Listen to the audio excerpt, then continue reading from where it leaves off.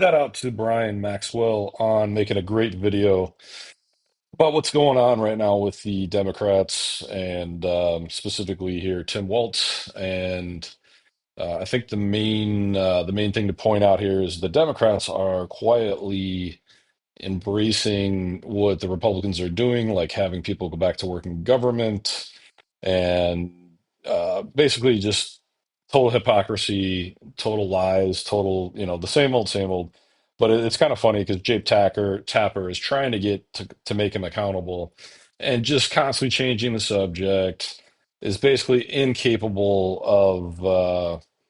of admitting any fault until I think he asks him the same question about three times.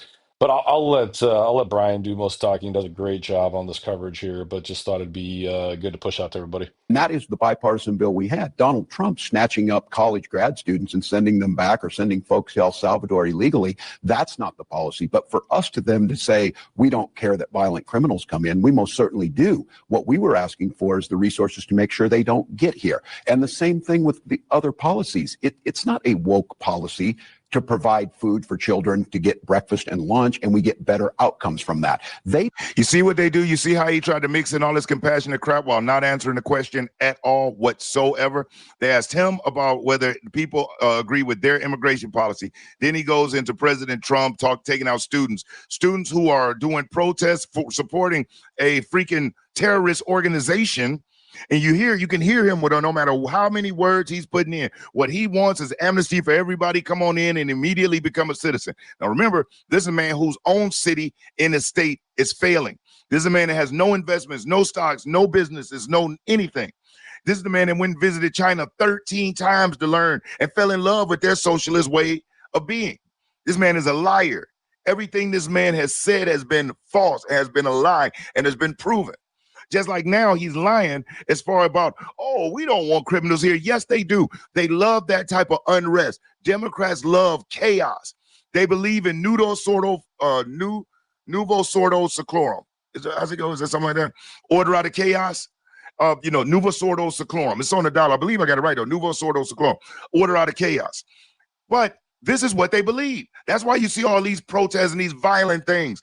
They want destruction where it breaks and weakens the people down so much that they demand the government step in to help. So the government create the problem, then have the people demand the same government to come in and fix the problem. So they almost try to play like God, so to speak, which is BS in itself. Guys, watch Jake Tapper's face from now on out. The vibe I'm getting from from Jake Tapper is Tim is so stupid he can barely stand talking to him. He defined things on their terms that weren't true. And what I'm saying is, are we going to turn away from being a country of legal immigration? Are we going to turn away from a country that thinks diversity and making sure that we don't have gaps in income between blacks and whites? Those are policies that have strengthened America. And I think what we allowed ourselves to do is we got timid. And then when we got power, we didn't pass things that improved people's lives. This whole idea, I think the Democratic Party gets theoretical, talk about food insecurity. People are hungry, get them food. People don't have a house. Make sure they have a living wage. That's the point that I'm saying is, Fox News will glorify, oh, he's for DEI. Not your definition of DEI. My definition is rule of law that's fair, that everybody gets an opportunity. And that's the point I think we have to make. Now, look. AKA socialism. I'll be first tell you, Jake, I'm out here doing what I can do. I don't know if I'm the best spokesperson to do it after just losing an election. But what I know is the public, and you saw it across the country this weekend, they're rising up and asking their leadership to do something. So we heard your former running mate, Kamala Harris, say she's not here to say, I told you so, although obviously that's what she was saying about all the Trump chaos. Now listen in as Jake asked him, why do you think your party was just resoundingly rejected last November? Check out what he says on this one. Well, what do you make of the criticism that one of the reasons why your party was so resoundingly rejected last November is because Democrats were gaslighting the country, saying that inflation was not a big deal, heralding Bidenomics. Not only Biden, but Kamala Harris was heralding Bidenomics, pretending that there wasn't a problem at the border. And then fundamentally, this idea that President Biden was up for another 4 years of the job while Americans, look at his face, poll after poll for year after year, were saying he's too old to do the job. Your party stood against all of those things. Look, Joe Biden coming in and doing COVID and being a governor through COVID did a hell of a job. But I think one of the things that we didn't do is we assumed that we said, and it was true, that we were going to have a soft landing and our economy was better than the rest of the world. Better for who? Better for the working class who was saying groceries were too expensive, as they are now and going up. They got to see us talk about things. Again, I go back to this. Don't talk about food insecurity or housing type of issues. Talk about people being hungry and wondering where they're going to live or about their. I don't know about you guys. I'm so tired of the Democrats just having the same talking points that they agree on and repeating it over and over again instead of actually talking substance and what needs to happen, what needs to change. Children's future, about real security. And so I think your question is spot on. I think we got intellectualized on this. I think the fact of the matter is Joe Biden did soft land the economy. He did usher us through COVID.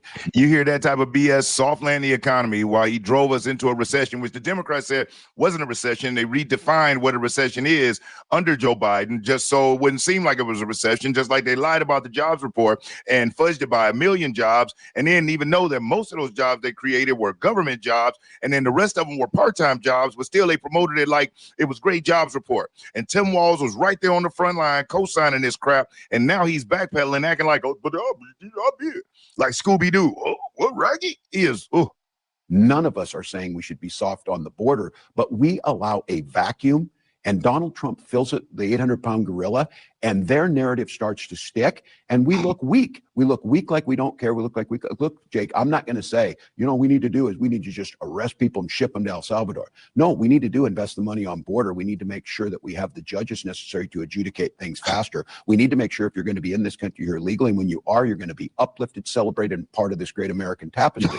We didn't do that, and then it fills them. They'll find the example that is horrific, where you have someone who's not here legally and they commit a crime. That is horrific, but we don't do a good job of telling that. Don't you think your party needs to acknowledge that President Biden was not up for the job of running for re-election, and that this was a major mistake by the He made that decision. I know. Look at how fast he snapped it. Look at his face. Look at his face. Yeah, look at that face. That right there is the face of somebody who realizes they were full of crap and they have been busted and exposed. Look at that face. And what about Jake Tapper saying, your party, as if he's not a Democrat shill?